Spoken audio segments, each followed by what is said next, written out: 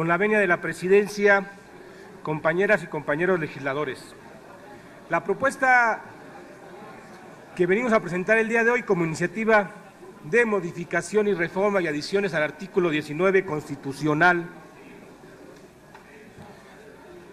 es con la finalidad, primeramente, de darle temporalidad al tema de la prisión preventiva. Hoy tenemos claro que la garantía que otorga la Constitución para privar de la libertad a los ciudadanos tiene que ver fundamentalmente con tres premisas. Ruego a la Asamblea poner atención al orador y guardar el debido orden en nuestra Asamblea. Hago ese exhorto respetuoso a los compañeros legisladores. Por favor, mantengamos el orden en la Asamblea mientras están presentando las iniciativas. Continúe el diputado orador. Agradezco mucho la moción, señor presidente. Decía yo que son tres premisas fundamentales para privar de la libertad a cualquier persona. Tiene que ver primero con garantizar de manera clara que el posible responsable o el imputado no evada la responsabilidad penal. Otra tiene que ver que no altere, en su caso, la comisión del delito o los elementos del delito por el cual se le imputa. Y tercero, para que éste no cometa otra conducta delictiva que tenga como consecuencia que agrave, obviamente, el estado de ingobernabilidad o la armonía que debe tener el Estado mexicano.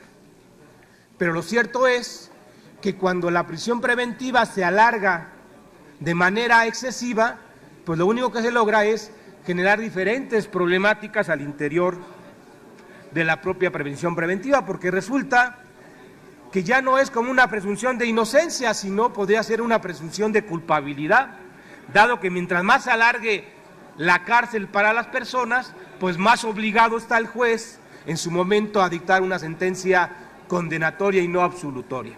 Pero además mezclas a los procesados con los condenados, cuestión que esta dista mucho de ser adecuada. Hoy tenemos ya en el Código Nacional de Procedimientos Penales una temporalidad para este tipo de prisión preventiva hasta por 1 año, y esta podrá alargarse solo si a solicitud del propio imputado. Pero lo cierto es que ya en la propuesta de miscelánea que está ahora a discusión, que va a estar ahora a discusión en el Senado, se habla de 2 años de prisión preventiva. Y en ese orden de ideas, pues la propuesta que vamos a presentar aquí a esta Asamblea es que sea 3 años para todas las etapas del procedimiento, desde que el Ministerio Público pone a consideración para que se determine el auto constitucional y se inicie la instrucción hasta que ésta se termine con el último mecanismo o recurso de impugnación que tenga el imputado. Que sean 3 años para que generen las condiciones. Miren, también otra cosa importante es que de una manera u otra con esto tendremos que ir avanzando en datos fundamentales que de una manera u otra no se dan con una previsión preventiva tan larga, con esta privación de la libertad. Datos importantes es que la propia Comisión Nacional de Seguridad en el 2015 señala que 4 de cada 10 reos permanecen en la prisión sin haber recibido una sentencia que determine su culpabilidad o inocencia. El relator de la Comisión Interamericana de Derechos Humanos señala en el 2014 que de 242,000 personas detenidas, 100,000 no habían recibido condena. México es el tercer lugar de la región en cantidad de personas privadas de su libertad por el uso excesivo de la prisión preventiva. Informes sobre el uso de la prisión preventiva en las Américas de la Comisión Interamericana de Derechos Humanos de 2013 señalan que el hacinamiento promedio es del 26% en las cárceles mexicanas, y resulta que de 2009 a 2013 hubo más de 1,000 fugas de internos, alrededor de 700 muertos.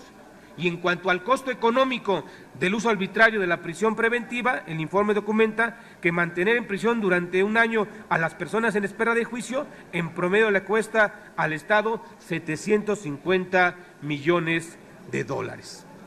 El Diagnóstico Nacional de la Supervisión Penitenciaria y la Comisión Nacional de Derechos Humanos del 2015 señala que de 130 centros penitenciarios estatales visitados por la Comisión, en 104 hay personas que aún no reciben condena y en 71 centros se detectó que una celda diseñada para 4 personas llega a ser ocupada hasta por 30 reos.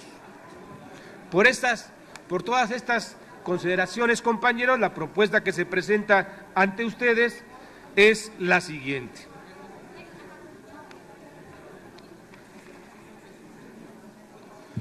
Decreto por el que se reforma el artículo 19 de la Constitución Política de los Estados Unidos Mexicanos, único, se reforma los párrafos segundo y último y artículo 19 de la Constitución Política de los Estados Unidos Mexicanos, así como se adiciona un párrafo séptimo para quedar como sigue. Artículo 19. El Ministerio Público únicamente podrá solicitar al juez la prisión preventiva cuando otras medidas cautelares no sean suficientes para garantizar la comparecencia del imputado en el juicio, la protección de la víctima o de los testigos, así como cuando el imputado haya sido sentenciado previamente por la comisión de un delito doloso. El juez ordenará la prisión preventiva siempre y cuando haya pruebas que así lo acrediten.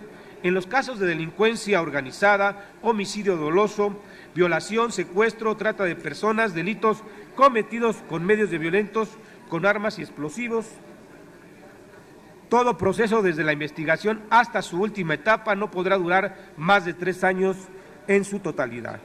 Todo mal tratamiento en la aprehensión o en las prisiones, toda molestia que se infiera sin motivo legal, toda gabela o contribución en las cárceles, son abusos que serán corregidos por las leyes, reprimidos y reparados por las autoridades.